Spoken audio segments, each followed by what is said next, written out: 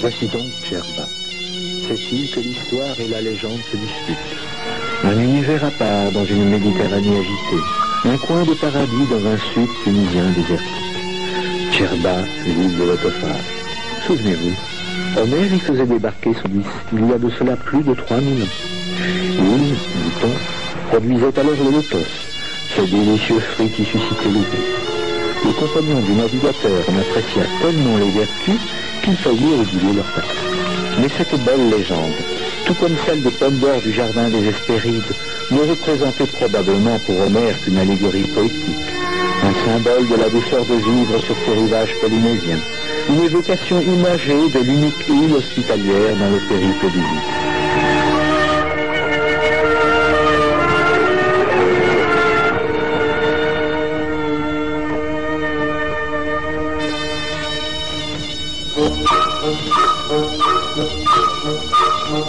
Qui donc disait que les légendes ont la vie dure?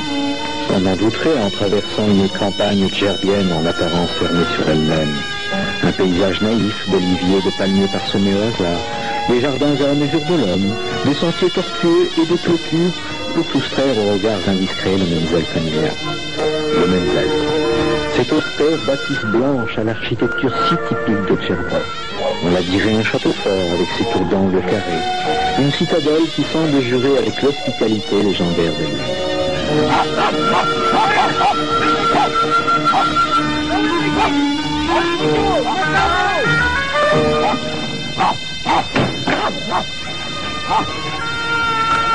Et oui, essayez donc d'entrer dans un Menzel.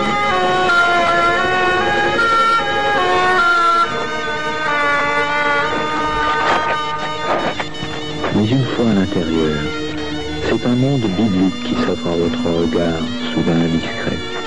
Des visages creusés par le temps, des gestes immuables, des instruments anachroniques, des ombres éthérées dans une cour millénaire. Une vie sereine qu'on a peine à imaginer dans un XXe siècle trop bruyant.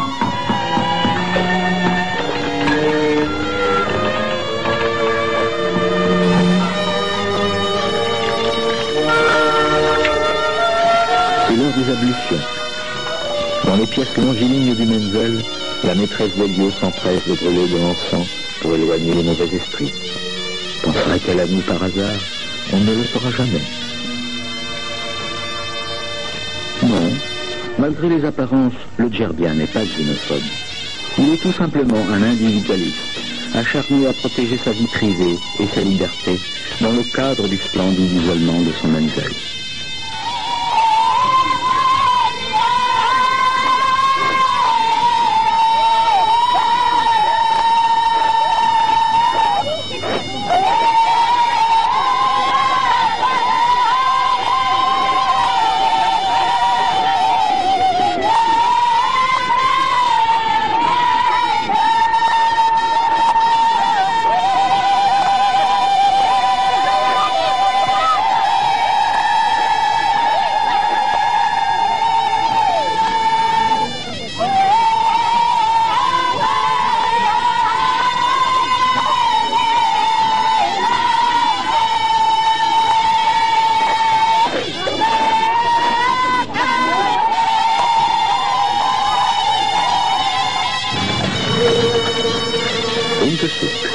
La capitale. 2 fois par semaine, le jour du marché, la ville prend des allures de fête. Les habitants de l'île s'y retrouvent pour acheter, vendre, expédier les formalités administratives ou simplement échanger des nouvelles. Jadis, on se retrouvait surtout dans le souk El Lafa pour offrir la laine patiemment travaillée par les femmes dans l'intimité du Menzel. Cette activité faisait alors la réputation de Djerba dans toute l'Afrique du Nord. Les temps ont changé. Dans cette ruelle bordée naguère de marchands de laine, il ne subsiste plus qu'un seul, vestige d'une époque probablement révolue.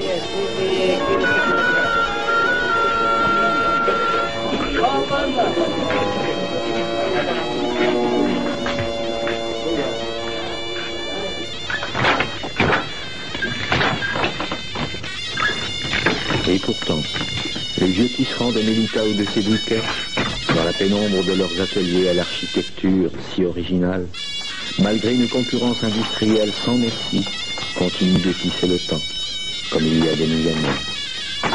Mais la relève sera-t-elle assurée ?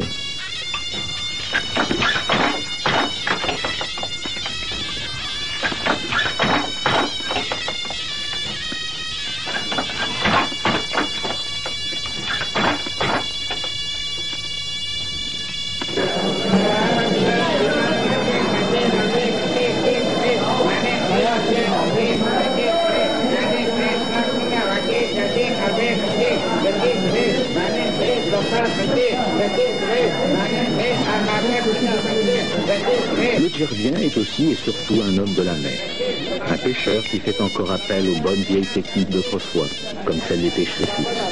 Il lui suffit de quelques branches de palmier habilement disposées en mer, ou d'une limace, vers laquelle le flux de la marée fait converger les poissons. Puis, résolument traditionnaliste, il préfère ignorer la balance et vendre ses poissons à la criée, dans de belles grappes, on dirait rassemblés par une main d'artiste, tous eu avant tout des formes et des couleurs.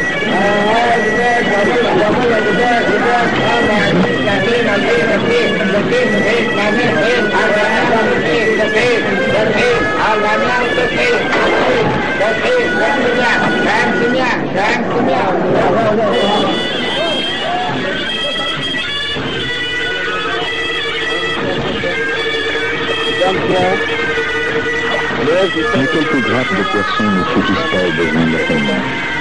Siamara, à l'instar de tant d'autres pêcheurs berbères d'Asie, passe des heures, rivés à son miroir, à la recherche d'une éponge devenue trop rare.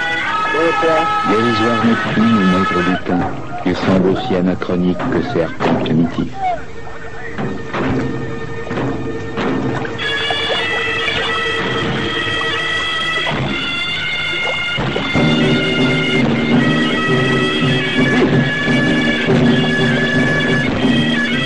Bien que desservi par un climat aride et un sol souvent avare en eau, le Djerbien est également un agriculteur ingénieux. Véritable orchestre, il lui arrive de passer selon les saisons de sa barque vers son atelier de tissage ou encore vers son domaine, ce verger jalousement travaillé par toute la famille. Ainsi, dans les jardins de Margoudine et de Moudine, la femme, coiffée de son antique potage, autant que l'enfant ou le vieillard, s'attelle souvent à des instruments agricoles qu'utilisaient déjà les contemporains de Magon de cette même terre, alors carthaginoise.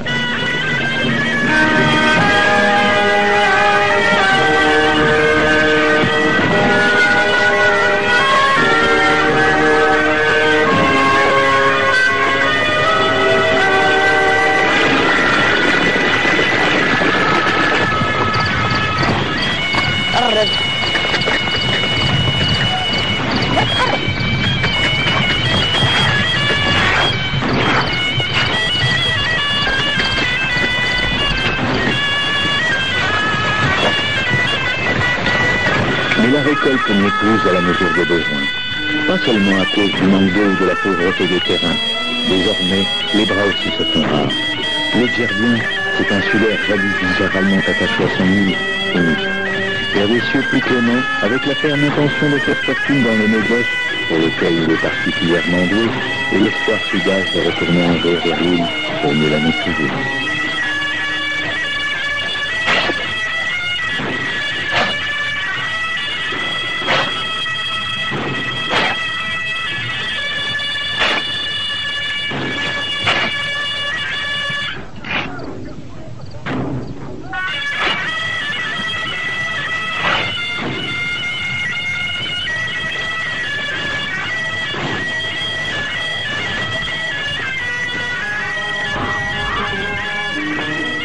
Entre-temps, le Menzel déjà délabré est livré aux vieux, aux femmes et aux enfants, qui peinent dans l'attente d'un hypothétique mandat ou d'un retour définitif, on y épousera plus tard.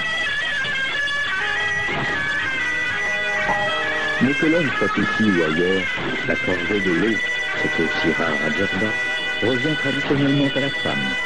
Avec le temps, Elle en a pris son parti. Elle l'a même transformée en une occasion propice pour échanger les nouvelles entre femmes. La citerne prend alors les allures d'un salon où se traitent, entre deux jardins, les mariages les plus subtils et les affaires les plus compliquées.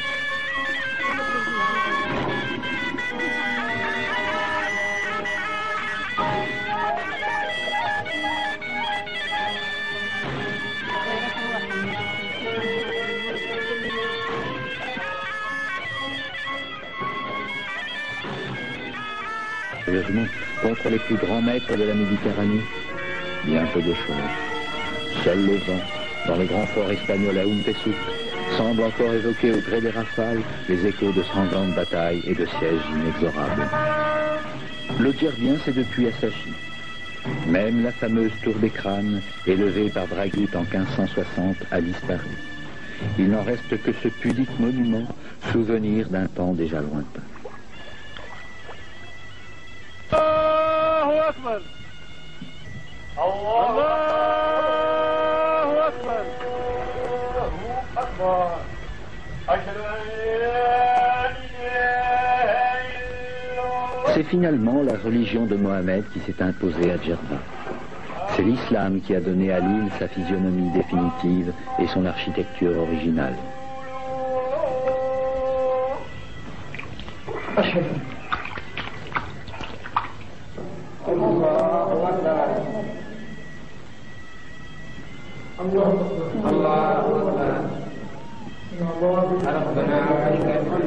Cinq fois par jour, la prière. 5 fois par jour, la rencontre d'Allah et de soi dans l'intimité de la mosquée. Le Djerbien a toujours été un fervent religieux et un homme de grande piété. C'est ce qui a d'ailleurs animé en lui cet esprit de résistance si caractéristique.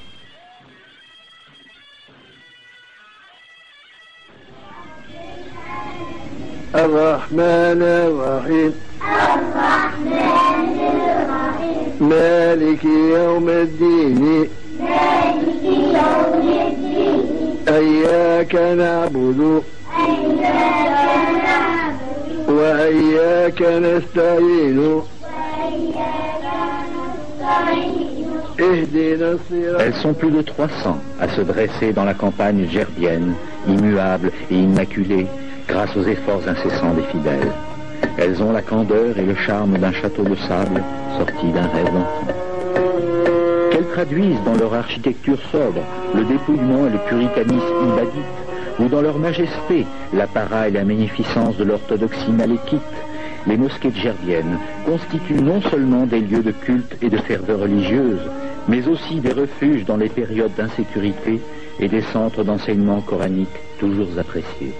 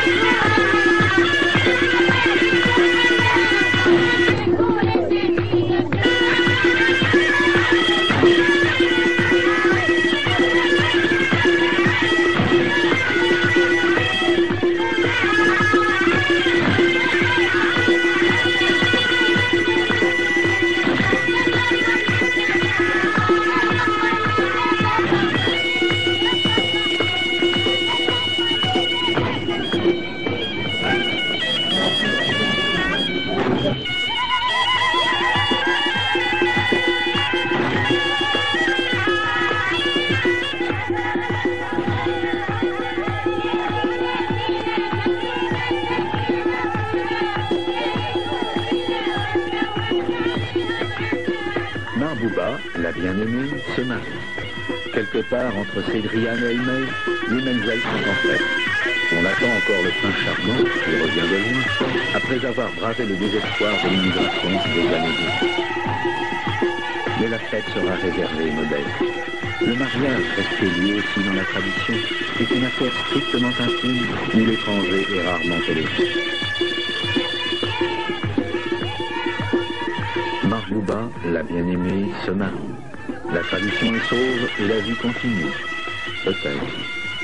Mais le temps, après avoir suspendu son vol sur Djerba pendant des millénaires, semble vouloir se rattraper à toute allure, et la légende s'effrite inexorablement, à l'image de cette disparition progressive des pieds de la fille.